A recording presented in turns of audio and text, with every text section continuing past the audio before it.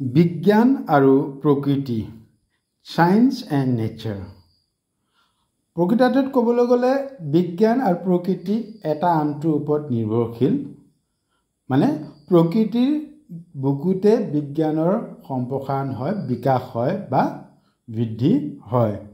প্ৰকৃতিক যদি আমি এখন পথাৰ বুলি কওঁ ভাবোঁ, তেতিয়াহ'লে সেই পথাৰত উৎপন্ন হোৱা সকলো ধৰণৰ খেতি হ'ল বিজ্ঞান। কিন্তু এই কথাখিনি আমাক বুজাটোহে টান। বুজাটো কিয় টান তাকে আলোচনা কৰোঁ আহক। আমাৰ জনসমাজত আমি এটা ডাঙৰ সমস্যা দেখিবলৈ পাওঁ, যিটোৱে আমাৰ চিন্তাধাৰা, মনোভাৱ আৰু মানসিকতাক সংকুচিত কৰি ৰাখে। সেই সমস্যাটো হ'ল আমি আমাৰ বিবেক বা মগজুক সীমিত পৰিসৰৰ ভিতৰতে বান্ধি ৰাখোঁ, অৰ্থাৎ ৰেষ্ট্ৰিক্টেড কৰি দিওঁ। আৰু সেই সীমিত পৰিসৰতে আমি সীমাবদ্ধ হৈ থাকোঁ। ফলত আমি আমাৰ চিন্তা, বিচাৰ, বিবেচনা, মনোভাৱ, ভাৱভংগী তথা সমগ্ৰ আচৰণগত প্ৰক্ৰিয়াক মুক্ত হ'বলৈ নিদিওঁ। আমি শিকিলোঁ, জানিলোঁ, বুজিলোঁ, প্ৰয়োগ কৰিলোঁ আৰু তাৰ ফলাফল পালোঁ। ইমানতে সকলো শেষ। আৰু জানিবও নিবিচাৰোঁ, শিকিবও নিবিচাৰোঁ, বুজিবও নিবিচাৰোঁ, অৰ্থাৎ সকলো সামৰণি পৰিল। কাৰণ মই BA, BSc, BCom, B engineering, BEd, MBBS বা LLB সম্পূৰ্ণ কৰিলোঁ, বা MA, MSc, MCom বা MPhil, PhD সম্পূৰ্ণ কৰি কৰ্মসংস্থাপন পালোঁ, হৈ গ'ল। কিন্তু প্ৰকৃতাৰ্থত সেয়া শিক্ষা নেকি? মুঠেই নহয়। জীৱনজোৰা শিক্ষাৰ লগত যদি তুলনা কৰা যায়, সেই শিক্ষা 1,00,000ৰ 1ভাগে মাত্ৰ। অৰ্থাৎ যদি আমি শতাংশত কওঁ 0.0001%। সেয়া কিবা শিক্ষা হ'ল নেকি? নহয়। যিসকল ব্যক্তিয়ে ভাবে মই সকলো শিকিলোঁ আৰু শিকিব লগা নাই, সেইসকলে হ'ল আটাইতকৈ ডাঙৰ জধামূৰ্খ। কথাটো শুনিবলৈ অপ্ৰিয়, কিন্তু ই সত্য আৰু বাস্তৱ। কিয় ক'লোঁ কথাষাৰ তাৰ ব্যাখ্যা দিওঁ। আমাৰ এই 46 বছৰ বয়সত আৰু 20 বছৰীয়া শিক্ষকতা জীৱনত ছাত্ৰ ছাত্ৰী, শিক্ষক শিক্ষয়িত্ৰী, সহকৰ্মী, সহযোগী তথা বিভিন্ন প্ৰান্তৰ বা বিভিন্ন ক্ষেত্ৰৰ ব্যক্তিৰ সান্নিধ্য লাভ কৰাৰ সৌভাগ্য হৈছে আৰু বহুতৰ লগত আত্মীয়তা গঢ়ি উঠিছে আৰু বিভিন্ন বিষয়বস্তুৰ ওপৰত বিভিন্ন সময়ত আলোচনা বা তৰ্কাতৰ্কি হৈছে।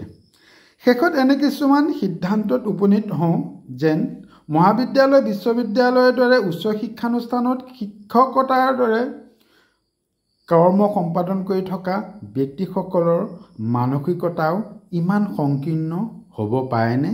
বা হৈছে, কিন্তু কিয় হৈছে? বিভিন্ন চিন্তা আৰু অনুসন্ধানৰ পৰা বাস্তৱ সত্যৰ অভিজ্ঞতা হৈছে, সেয়া হ'ল আমি আমাৰ মগজু বা বিবেকক বান্ধি ৰাখিছোঁ। তাক মুক্তভাৱে বিচৰণ কৰিবলৈ, বিভিন্ন ঘটনা পৰিঘটনাৰ ওপৰত প্ৰশ্ন কৰিবলৈ আৰু তাত অন্তৰ্নিহিত হৈ থকা প্ৰকৃত ৰহস্য উদ্ঘাটন কৰিবলৈ আমি চেষ্টাই নকৰোঁ।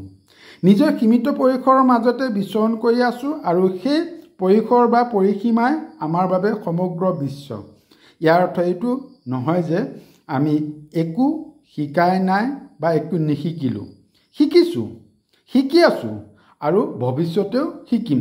কিন্তু কি শিকিছোঁ আৰু কিমান শিকিছোঁ? এতিয়া আহোঁ আচল আলোচনালৈ। আমাৰ চিন্তা কিমানৰ ভিতৰত সীমাবদ্ধ? আমি চিন্তা কেৱল 3টা পৰ্যায়লৈকে কৰোঁ বা 3টা পৰ্যায়লৈকে আমাৰ শিক্ষা বা বিদ্যা আগবাঢ়ি যায়। সেই 3টা পৰ্যায় পোৱাৰ পাছত আমি থমকি ৰৈছোঁ। কিন্তু আমাৰ চিন্তা বা বিবেচনাৰ পৰিসৰ অতি কমেও 12টা পৰ্যায় অতিক্ৰম কৰিলেহে আমাৰ প্ৰকৃত শিক্ষা লাভ হয় বা আমি বিদ্যাৰ্থীৰ কৰ্তব্য সম্পূৰ্ণ কৰোঁ। এতিয়া আহোঁ, আমি কি পৰ্যায় বা স্তৰ সুখ্যাতিৰে অতিক্ৰম কৰোঁ আৰু কোনকেইটা পৰ্যায়লৈকে আমি বিবেকক যাবলৈ নিদিওঁ। আমি আয়ত্ত কৰা পৰ্যায়কেইটা হ'ল জ্ঞান, অৰ্থাৎ ইনফৰমেশ্যন একুৱাৰিং ষ্টেপ, প্ৰথম ষ্টেপ যাক কোৱা হয়, বোধ, আণ্ডাৰষ্টেণ্ডিং ষ্টেজ, আৰু প্ৰয়োগ বা উপলব্ধি, এপ্লিকেশ্যন বা এপ্ৰিচিয়েশ্যন ষ্টেজ। এই 3টা পৰ্যায়তে আমি সকলো সমাপ্ত কৰোঁ। এতিয়া আহোঁ আমি স্পৰ্শ নকৰা বা স্পৰ্শ কৰাৰ ক্ষেত্ৰত মগজুক আমি বাধা দিয়া স্তৰসমূহ কি কি, যেনে বিশ্লেষণ অৰ্থাৎ এনালাইচিছ ষ্টেজ, সংশ্লেষণ বা চিন্থেচাইজিং ষ্টেজ, ইভালুৱেশ্যন ষ্টেজ বা মূল্যায়ন পৰ্যায়, ৰিচিভিং ষ্টেজ বা গ্ৰহণ কৰা পৰ্যায়, ৰেছপণ্ডিং ষ্টেজ বা প্ৰতিক্ৰিয়া ব্যক্ত কৰা পৰ্যায়, সংগঠন বা অৰ্গেনাইজিং ষ্টেজ, প্ৰেৰণা বা তাৰণা ইম্পালছন ষ্টেজ, হস্ত পৰিচালনা মেনিপুলেটিং ষ্টেজ, স্বাভাৱিকীকৰণ অৰ্থাৎ নেচাৰেলাইজেশ্যন ষ্টেজ। এই বিদ্যাৰ অন্তিম স্তৰ স্বাভাৱিকীকৰণৰ পৰাহে এই বিশ্বব্ৰহ্মাণ্ডত থকা বিজ্ঞান আৰু প্ৰকৃতি দুয়োটাৰ তাৎপৰ্য উপলব্ধি কৰিব পাৰি। প্ৰকৃতাৰ্থত ক'বলৈ গ'লে বিজ্ঞানে প্ৰকৃতি আৰু প্ৰকৃতিয়ে বিজ্ঞান, কিন্তু বাস্তৱ সত্যটো হ'ল বিজ্ঞান প্ৰকৃতিৰ ওপৰত নিৰ্ভৰশীল, কিন্তু প্ৰকৃতি বিজ্ঞানৰ ওপৰত নিৰ্ভৰশীল নহয়। বিজ্ঞান আগবাঢ়িবলৈ হ'লে প্ৰকৃতি অপৰিহাৰ্য, কিন্তু প্ৰকৃতিগত কাৰ্যৰ বাবে বিজ্ঞান অপৰিহাৰ্য নহয়। প্ৰকৃতিয়ে সৃষ্টি কৰে, কিন্তু বিজ্ঞানে প্ৰকৃতি প্ৰদত্ত কোনো বস্তুৱে আজিলৈকে সৃষ্টি কৰিব পৰা নাই, কিন্তু প্ৰকৃতিয়ে প্ৰকৃতি প্ৰদত্ত বস্তুক বিজ্ঞানে কেৱল বিকাশ, সংশোধন, সম্প্ৰসাৰণ বা বৰ্ধন কৰাতহে সীমিত হৈ আছে। উদাহৰণস্বৰূপে বিজ্ঞানে আজিলৈকে কোনো উদ্ভিদ বা প্ৰাণীৰ বীজ বা গুটি সৃষ্টি কৰিব পৰা নাই, কিন্তু প্ৰকৃতিয়ে সৃষ্টি কৰা বীজৰ সংস্কৰণ বা সংমিশ্ৰণ কৰি নতুন প্ৰজাতিৰ বিকাশ কৰিছে। সেইবাবে আজিও মহান মহাকাশ বিজ্ঞানীসকলেও প্ৰকৃতিক প্ৰণাম কৰিহে বা প্ৰকৃতিক প্ৰণাম জনাইহে নিজৰ কামত আগবাঢ়ে।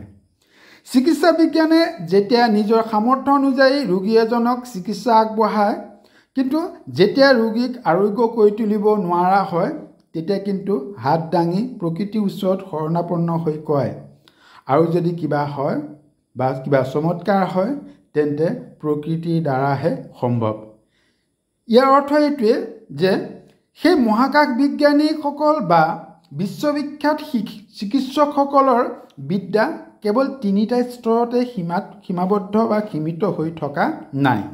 তেওঁলোকে অন্তিম স্তৰ বা স্বাভাৱিকীকৰণ পৰ্যায়লৈকে নিজৰ বিবেকক সম্প্ৰসাৰিত কৰিবলৈ সক্ষম হৈছে। গতিকে ইয়াৰ পৰা আমি বুজি পালোঁ যে আমি আমাৰ শিক্ষাৰ ক্ষেত্ৰত থকা কেনা বা আমি শিক্ষাৰ ক্ষেত্ৰত আমি আগবাঢ়ি যাব নোখোজা বা আমাৰ বিবেকক মুক্তভাৱে এৰি দিব নোৱাৰাৰ বাবেহে আমি সময়ে সময়ে বিভিন্ন প্ৰশ্ন বিভিন্ন কথাক লৈ পেলাই আমি থমকি ৰওঁ বা আমি নিজকে প্ৰশ্ন নকৰোঁ। গতিকে যদি আমি প্ৰকৃতাৰ্থত দুইটা যদি আমি বিশ্লেষণ কৰি চাওঁ, তেতিয়াহ'লে প্ৰকৃতি আৰু বিজ্ঞান এটা আনটোৰ লগত ওতঃপ্ৰোতভাৱে জড়িত। আশা কৰোঁ এই কথাখিনিৰ পৰা আপোনালোকে কিঞ্চিতমান হ'লেও উপকৃত হৈছে বা অকণমান উপলব্ধি কৰিবৰ কাৰণে অৱকাশ পাইছে। সকলোকে ধন্যবাদ জনাইছোঁ। সকলো কুশলে থাকক, মংগলে থাকক।